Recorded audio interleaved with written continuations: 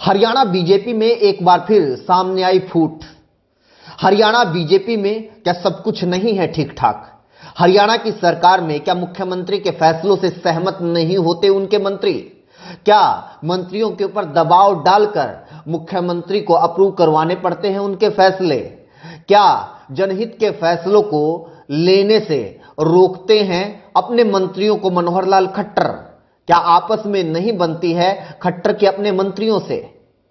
क्या इस तरह की हेडलाइंस, इस तरह की बहस, इस तरह की खबरें पिछले 2-3 दिनों में आपको देखने सुनने को मिली हरियाणा की मीडिया में? वो चाहे सोशल मीडिया क्यों ना हो, टीवी मीडिया और अखबार की मीडिया क्यों ना हो, नहीं मिली होगी, लेकिन खबर तो ऐसी ही है। अगर ये खबरें पिछली सरकार के दौरान, कांग्रेस सरकार के दौरान आती तो निश्चित तौर पर इसी तरह की हेडलाइन बनती कि भूपेंद्र सिंह हुड्डा पर उनके ही मंत्रियों ने साधा निशाना, भूपेंद्र सिंह हुड्डा के फैसले का मंत्रियों ने किया विरोध, हरियाणा कांग्रेस में एक बार फिर सामने आई फूट, हरियाणा सरकार में मंत्री और मुख्यमंत्री आपस में लट्ठम-लठ, इस तरह की हेडलाइन बनती और इसके ऊपर बहस होती। हमने बहुत बहस की है हरियाणा कांग्रेस में फूट को लेकर, सरकार में फूट को लेकर, जब हम मीडिया में काम करते थे। लेकिन आज की तारीख में 2 खबरें जिसको मीडिया ने किस तरह से रिपोर्ट किया और किस तरह से सरकार में आपसी फूट, आपसी मतभेद को गायब कर दिया है, मनोहर लाल खट्टर के खिलाफ चुप्पी साध ली है। एक बॉन्ड पॉलिसी एमबीबीएस के विद्यार्थियों के लिए जो खट्टर सरकार ने लागू की है कि 40 लाख रुपए तक के बॉन्ड देने पड़ेंगे, तभी आप हरियाणा से एमबीबीएस कर पाएंगे। इसके बारे में दैनिक भास्कर ने एक एक्सक्लूसिव खबर छापी है। खबर यह है कि ये जो बॉन्ड पॉलिसी है, इसका खुद जो स्वास्थ्य मंत्री हैं खट्टर सरकार में, अनिल विज, उन्होंने इसका विरोध किया था और एक बार तो बाकायदा उन्होंने फाइल भी लौटा दी थी। दोबारा जब उनके पास फाइल भेजी गई तब जाकर, क्योंकि दोबारा फाइल भेजने का मतलब होता है मजबूरी में आकर या दबाव डालना, तब जाकर अनिल विज ने इस बॉन्ड पॉलिसी के ऊपर साइन किए।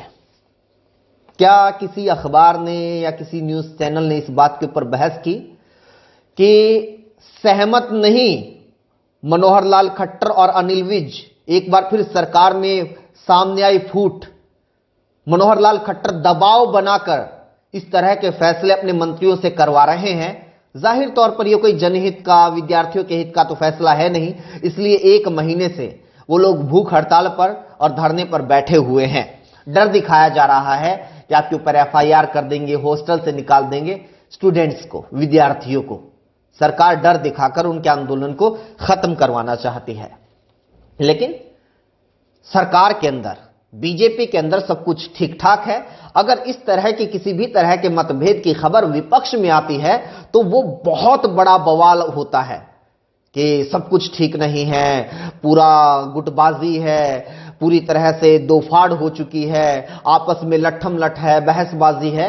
विपक्ष में इस तरह की खबरें बनती, इस तरह की बात होती।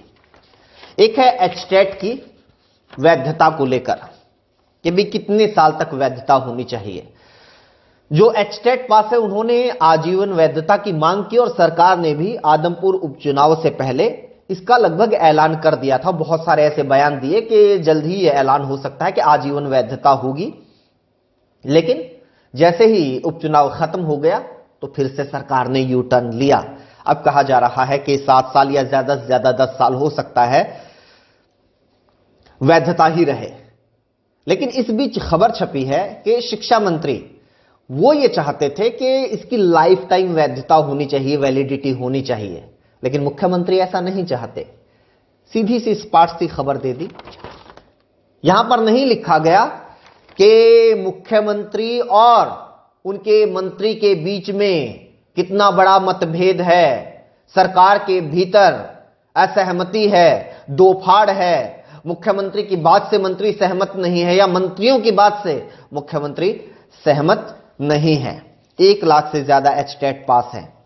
कोई भी 8 साल के भीतर एक भी जेबीटी की भर्ती सरकार ने नहीं निकाले और अपने ओरिजिनल खुद के मूल विज्ञापन के ऊपर आज तक खट्टर सरकार ने टीचर्स की कोई भर्ती नहीं की।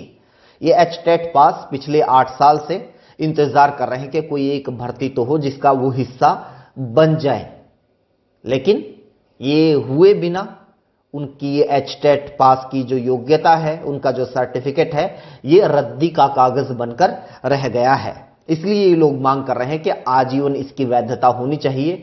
हो सकता है कि ये सरकार आने वाले साल में इनके ऊपर तरस खाकर कोई भर्ती कर ले, या फिर ये सरकार ना करे तो आने वाली सरकार इनके ऊपर ये मेहरबानी कर दे, इसलिए ये मांग कर रहे हैं। तो दोनों ही मुद्दे हैं कि जनहित के जो मुद्दे हैं, वो चाहे एचटेट की आजीवन वैधता की बात हो, मंत्री चाहते हैं ये करना, लेकिन मनोहर लाल खट्टर नहीं चाहते हैं। ये मतभेद भी है, आपसी फूट भी है, कलह भी है, लेकिन मीडिया रिपोर्ट नहीं करेगी। और ये बात खुद मंत्री एक तरह से मीडिया में आकर बता रहे हैं कि खट्टर साहब हमें ढंग के फैसले नहीं लेने दे रहे हैं। या फिर बॉन्ड पॉलिसी, जो एमबीबीएस के विद्यार्थी हैं, एक तो जो विद्यार्थी हैं उनके ऊपर 40-40 लाख रुपए का जो बोझ डाला जा रहा है, गरीब और मध्यम वर्गीय परिवारों के बस की तो बात है ही नहीं। वो डॉक्टर नहीं बन सकते हैं हरियाणा में। एक तो ये हुआ है इससे नुकसान, दूसरा ये हुआ है कि जो मेरिट टॉपर्स हैं वो विद्यार्थी हरियाणा में एडमिशन क्यों लेंगे, वो फिर अन्य राज्यों में चले जाएंगे, जैसा कि हो भी चुका है।